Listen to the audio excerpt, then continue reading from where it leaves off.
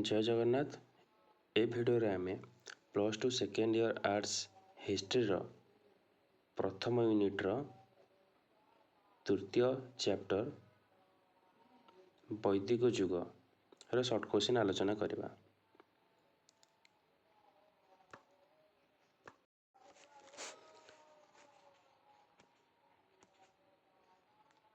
वैदिक युग ताकू आदि वैदिक युग ऋग वैदिक युग मध्य कहुए।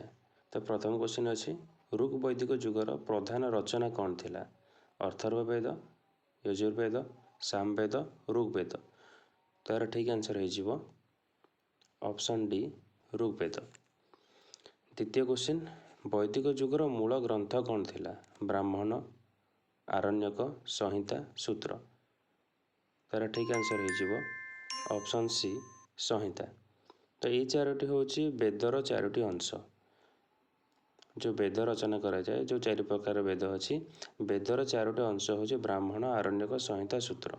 तो वैदिक युगरे मूल ग्रंथ थिला संहिता। 3 नंबर क्वेश्चन ऋग्वेदरे केतोटी सूक्त अच्छी? ऋग्वेदरे केतोटी सूक्त अच्छी? 1000, 1028, 1100, 1200। तार ठीक आंसर हो ऑप्शन बी 1028। 4 नंबर क्वेश्चन वैदिक समय प्रधान देवता हेले इंद्र, विष्णु, रुद्र, प्रजापति।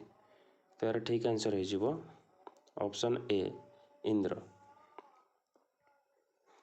5 नंबर अग्नि कहार देवता थिले? वर्षा, युद्ध, यज्ञ, मृत्यु। अग्नि कहार देवता थिले? तार ठीक आंसर हो ऑप्शन सी यज्ञ। अग्नि यज्ञर देवता थिले।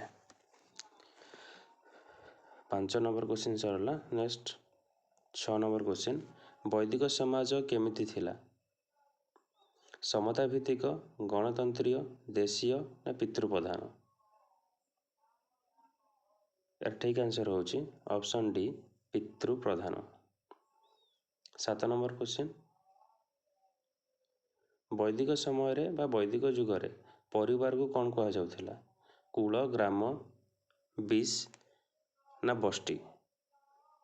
यार ठीक आंसर हो ऑप्शन ए कुल। एवं कुलर मुख्य को परिवार मुख्य को कुलप बा कुलपति मध्य कहा जाउथिला। 8 नंबर क्वेश्चन वैदिक समाजर सबुठारु छोट एकक कौन? परिवार, ग्राम, 20, जन। तो यार ठीक आंसर हो ऑप्शन ए परिवार। 9 नंबर क्वेश्चन वैदिक समय वैदिक युगर सबुठारु महत्वपूर्ण पदवी कौन? सेनानी, ग्रामणी, राजन्य, राजा। तार ठीक आंसर हो ऑप्शन डी राजा। 10 नंबर क्वेश्चन राजा को मतामत देवाई क्यों सभा जाइथिला? सभा, समिति, विदत, गण। तार ठीक आंसर हो ऑप्शन बी समिति। 10टी क्वेश्चन सरला। नेक्स्ट 11 नंबर क्वेश्चन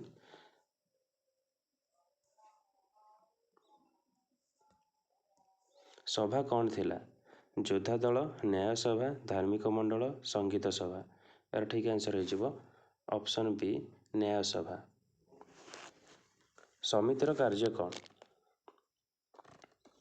युद्ध निर्णय, राजा नियंत्रण, धार्मिक क्रिया, व्यवसाय। तार ठीक आंसर हो ऑप्शन ए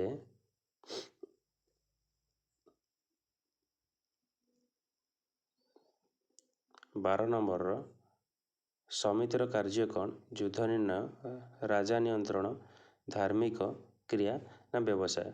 ठीक आंसर हो ऑप्शन बी राजा नियंत्रण बा राजा को नियंत्रण रखा। 13 नंबर क्वेश्चन वैदिक युगर प्रधान वृत्ति कौन थिला? धातु काम, कृषि, व्यवसाय, माछ धरा। तार ठीक आंसर हो ऑप्शन बी कृषि। 14 नंबर क्वेश्चन वैदिक समय बदला बदली प्रणाली को कौन कहा जाउथिला? प्रदान, निगम, बर्टर, निकास। तार ठीक आंसर हो ऑप्शन सी बर्टर। बदला बदली प्रणाली माने गोटे जिनस बदल आ गोटे जिनस नेबा ताको बर्टर कहा जाउथिला। वैदिक युगरे चाष पई व्यवहृत प्रमुख पशु कौन थिला? घोड़ा, उठा, बलद, हाथी। ତ ଠିକ୍ ଆନ୍ସର୍ ହେଇଯିବ ଅପସନ୍ ସି ବଳଦ। 16 ନମ୍ବର କ୍ୱେଶ୍ଚିନ୍ ବୈଦିକ ସମାଜର ପ୍ରଧାନ ଖାଦ୍ୟ ଚାଉଳ, ଯବ, ଗହମ, ମକା। ଏହା ଭିତରୁ କ'ଣ ଥିଲା ପ୍ରଧାନ ଖାଦ୍ୟ? ତ ଠିକ୍ ଆନ୍ସର୍ ହେଇଯିବ ଅପସନ୍ ବି ଯବ। 17 ନମ୍ବର କ୍ୱେଶ୍ଚିନ୍ କେଉଁ ଦେବତାକୁ ବର୍ଷା ଦେବତା କୁହାଯାଉଥିଲା? ଇନ୍ଦ୍ର, ଅଗ୍ନି, ବରୁଣ, ସୂର୍ଯ୍ୟ। ତାର ଠିକ୍ ଆନ୍ସର୍ ହେଇଯିବ ଅପସନ୍ ବି ଇନ୍ଦ୍ର। ବୈଦିକ ଯୁଗରେ ମୂଳ ଧାର୍ମିକ ପ୍ରଥା ପୂଜା, ଯଜ୍ଞ, ତୀର୍ଥ, ପଶୁ ବଳି। ତ କ'ଣ ଥିଲା? ତାର ଠିକ୍ ଆନ୍ସର୍ ହେଇଯିବ ଯଜ୍ଞ। 19 ନମ୍ବର କ୍ୱେଶ୍ଚିନ୍ ଋଗ୍ ବୈଦିକ ଦେବତାମାନେ ସାଧାରଣତଃ କେଉଁ ଶକ୍ତିର ଦେବତା ଥିଲେ? ଜଳ, ପ୍ରକୃତି, ମୃତ୍ୟୁ, ବିଜ୍ଞାନ। ତାର ଠିକ୍ ଆନ୍ସର୍ ହେଇଯିବ ଅପସନ୍ ବି ପ୍ରକୃତି। ନେକ୍ସଟ 20 ନମ୍ବର କ୍ୱେଶ୍ଚିନ୍ ବୈଦିକ ସାହିତ୍ୟ କେଉଁ ଭାଷାରେ ଲେଖାଯାଇଥିଲା? ପାଲି, ପ୍ରାକୃତ, ସଂସ୍କୃତ, ହିନ୍ଦୀ।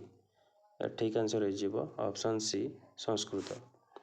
ବୈଦିକ ଯୁଗରେ ନାରୀମାନେ କେଉଁ ଅଧିକାର ରଖୁଥିଲେ? ବେଦପାଠ, ବିବାହ ସ୍ୱାଧୀନତା, ସମ୍ପତ୍ତି ନା ସମସ୍ତ? ତାର ଠିକ୍ ଆନ୍ସର୍ ହେଇଯିବ ଅପସନ୍ ଡି ସମସ୍ତ। ବୈଦିକ ଯୁଗରେ ନାରୀମାନେ ସବୁ ଅଧିକାର ପାଉଥିଲେ। ବୈଦିକ ସମାଜରେ ବିବାହ ପ୍ରଥା କ'ଣ ଥିଲା? ଏକ ପତ୍ନୀ, ଏକ ପତି, ଦୁଇ ପ୍ରକାରେ ନା କିଛି ନୁହେଁ? ତ ଠିକ୍ ଆନ୍ସର୍ ହେଇଯିବ ଅପସନ୍ ଏ ଏକ ପତ୍ନୀ। ବିବାହ ପ୍ରଥା ଏକ ପତ୍ନୀ ଥିଲା।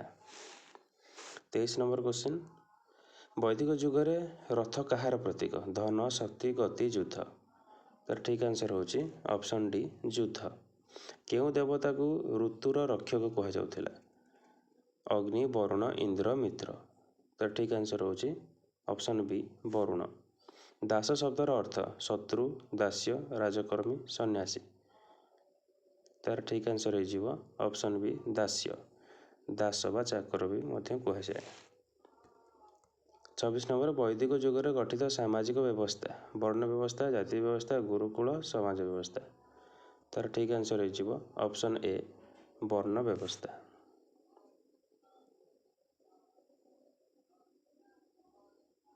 ବ୍ରାହ୍ମଣ ବର୍ଗର କାମ ଯୁଦ୍ଧ, ପୂଜା, ବ୍ୟବସାୟ, କୃଷି। ତାର ଠିକ୍ ଆନ୍ସର୍ ହେଇଯିବ ଅପସନ୍ ବି ପୂଜା। କ୍ଷତ୍ରିୟ ବର୍ଗର କର୍ତ୍ତବ୍ୟ କ'ଣ ଥିଲା? ଶିକ୍ଷା, ଯୁଦ୍ଧ, ବ୍ୟବସାୟ, ସେବା। ତ କ୍ଷତ୍ରିୟମାନେ କେବଳ ଯୁଦ୍ଧ ହିଁ କରୁଥିଲେ। 29 ନମ୍ବର କ୍ୱେଶ୍ଚିନ୍ ବୈଦିକ ଯୁଗରେ ବ୍ୟବସାୟ କେଉଁ ମାଧ୍ୟମରେ ହେଉଥିଲା? ନଜରାଣା, ବର୍ଟର, ସୁନା, ଚାନ୍ଦି। ତ ଠିକ୍ ଆନ୍ସର୍ ହେଇଯିବ ଏ ପୂର୍ବରୁ ବି କହିଛେ ବର୍ଟର ମାନେ ବଦଳା ବଦଳି କାର୍ଯ୍ୟକ୍ରମ ହେଉଥିଲା। ବୈଦିକ ସମାଜରେ ନାରୀମାନେ ବିବାହ କେଉଁ ବୟସରେ କରୁଥିଲେ? ବହୁତ ଡେରିରେ, ବହୁ କମ୍ ସମୟରେ, ମାନେ ବିଳମ୍ବରେ, ସାମାନ୍ୟ ସମୟରେ ନା ପ୍ରଥା ଅନୁସାରେ। ତ ଠିକ୍ ଆନ୍ସର୍ ହେଇଯିବ ବହୁ ଦୂରେ ମାନେ ବହୁତ ସମୟ ନେଇକି କରୁଥିଲେ। ସପତ୍ନୀର ଅର୍ଥ କ'ଣ? ଶତ୍ରୁ, ପ୍ରତିସ୍ପର୍ଧୀ, ସହପତ୍ନୀ, ଭଉଣୀ। ତ ଠିକ୍ ଆନ୍ସର୍ ହେଇଯିବ ଅପସନ୍ ସି ସହପତ୍ନୀ। 32 ନମ୍ବର କ୍ୱେଶ୍ଚିନ୍ ବୈଦିକ ନାରୀମାନେ ସ୍ୱୟଂବର କାହିଁକି କରିପାରୁଥିଲେ? ପତି ଚୟନ ପାଇଁ, ପାଠଦାନ ପାଇଁ, ଦାନ ପାଇଁ ନା ଯୁଦ୍ଧ ପାଇଁ? ତ ଠିକ୍ ଆନ୍ସର୍ ହେଉଛି ପତି ଚୟନ ପାଇଁ। ବୈଦିକ ସମାଜରେ ପ୍ରମୁଖ ନଦୀ କ'ଣ ଥିଲା? ଗଙ୍ଗା, ସରସ୍ୱତୀ, କାବେରୀ, ନର୍ମଦା। ତାର ଠିକ୍ ଆନ୍ସର୍ ହେଉଛି ଅପସନ୍ ବି ସରସ୍ୱତୀ। ଘୋଷା କେଉଁ ବୈଦିକ ନାରୀ? ଯୋଦ୍ଧା, ଦାର୍ଶନିକ, କବୟିତ୍ରୀ ନା ମହିଳା ରାଜା? ତ ଠିକ୍ ଆନ୍ସର୍ ହେଉଛି ଅପସନ୍ ସି କବୟିତ୍ରୀ। ଘୋଷା ଜଣେ କବୟିତ୍ରୀ ଥିଲେ। 34 ନମ୍ବର କ୍ୱେଶ୍ଚିନ୍ ସରିଲା। ନେକ୍ସଟ 35 ନମ୍ବର କ୍ୱେଶ୍ଚିନ୍ ଆପଲା କ'ଣ ପାଇଁ ପ୍ରସିଦ୍ଧ? ଔଷଧ, କବିତା, ଯଜ୍ଞ, ନୃତ୍ୟ। ତ ଠିକ୍ ଆନ୍ସର୍ ହେଉଛି ଔଷଧ ପାଇଁ ପ୍ରସିଦ୍ଧ। ବୈଦିକ ଯୁଗରେ ମୂଳ ଧାର୍ମିକ ଲକ୍ଷ୍ୟ କ'ଣ ଥିଲା? ସ୍ୱର୍ଗ, ମୋକ୍ଷ, ଘୋଷଣା ନା ସଂସାର। ତ ଠିକ୍ ଆନ୍ସର୍ ହେଉଛି ଅପସନ୍ ଏ ସ୍ୱର୍ଗ। ବୈଦିକ ଯୁଗରେ ନାରୀମାନେ କେଉଁ କାର୍ଯ୍ୟ କରୁଥିଲେ? ସଙ୍ଗୀତ, ଯଜ୍ଞ, କବିତା ନା ସମସ୍ତ? ତ ଠିକ୍ ଆନ୍ସର୍ ହେଇଯିବ ଏ ସମସ୍ତ। ତ 37 ନମ୍ବର କ୍ୱେଶ୍ଚିନ୍ ସରିଲା। ନେକ୍ସଟ 38 ନମ୍ବର କ୍ୱେଶ୍ଚିନ୍ ବୈଦିକ ଯୁଗରେ ଶିକ୍ଷା କେନ୍ଦ୍ର କ'ଣ ଥିଲା? ଗୁରୁକୁଳ, ପାଠଶାଳା, ବିଦ୍ୟାଳୟ ନା ମଠ? ତାର ଠିକ୍ ଆନ୍ସର୍ ହେଇଯିବ option A Gurukul. 39 number question Rig ବୈଦିକ ସମାଜ କିପରି ଥିଲା ବା କେମିତି ଥିଲା? ଚାରଣଭୂମି, ଗ୍ରାମୀଣ, ଉଭୟ ନା ସହରୀୟ?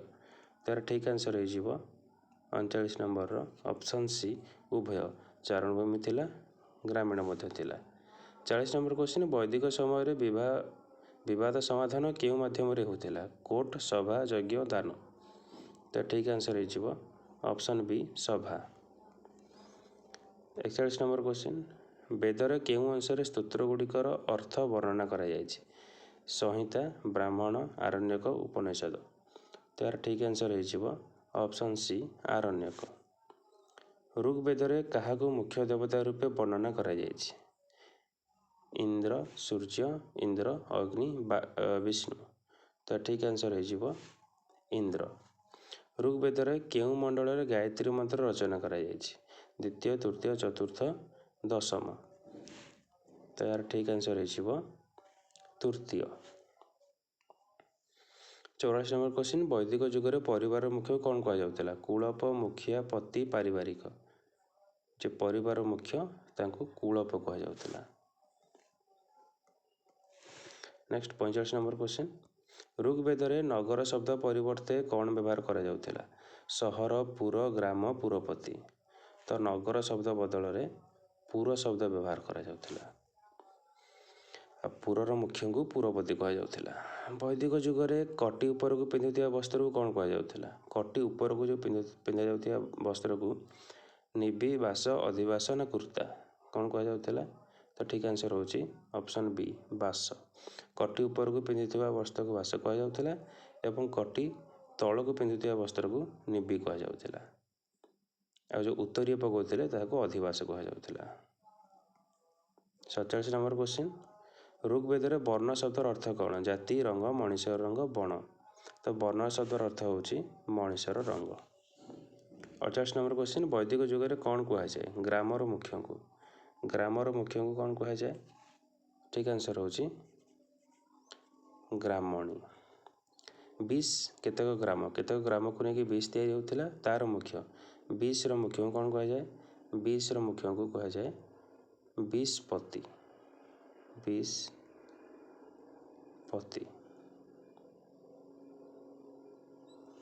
ତାପରେ ନେକ୍ସଟ, ଜନପଦ କେତେକ ବିଶ୍କୁ ନେଇକି ତିଆରି ହେଉଥିଲା ମୁଖ୍ୟ। ଜନପଦର ମୁଖ୍ୟ କିଏ? ଜନପଦର ମୁଖ୍ୟଙ୍କୁ ରାଜା କୁହାଯାଉଥିଲା ବା ରାଜନ ମଧ୍ୟ କୁହାଯାଉଥିଲା। ରାଜାଙ୍କୁ ସାହାଯ୍ୟ କରିବା ପାଇଁ ଡ୍ୟାସ୍ ଓ ଡ୍ୟାସ୍ ଗଠନ କରାଯାଇଥିଲା।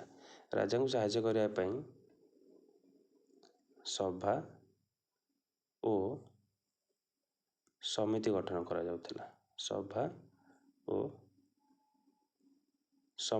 କରାଯାଉଥିଲା। ସମାଜର ବିଜ୍ଞ ଲୋକ ବୟସ୍କ ଲୋକଙ୍କୁ ନେଇ କ'ଣ ଗଠିତ ହୋଇଥିଲା? ବିଜ୍ଞ ବୟସ୍କ ଲୋକଙ୍କୁ ନେଇକି ସଭା ଗଠିତ ହେଉଥିଲା। ସାଧାରଣ ଜନତା ନାରୀମାନଙ୍କୁ ନେଇକି କ'ଣ ଗଠିତ ହେଉଥିଲା? ନା ସମିତି ଗଠନ ହେଉଥିଲା।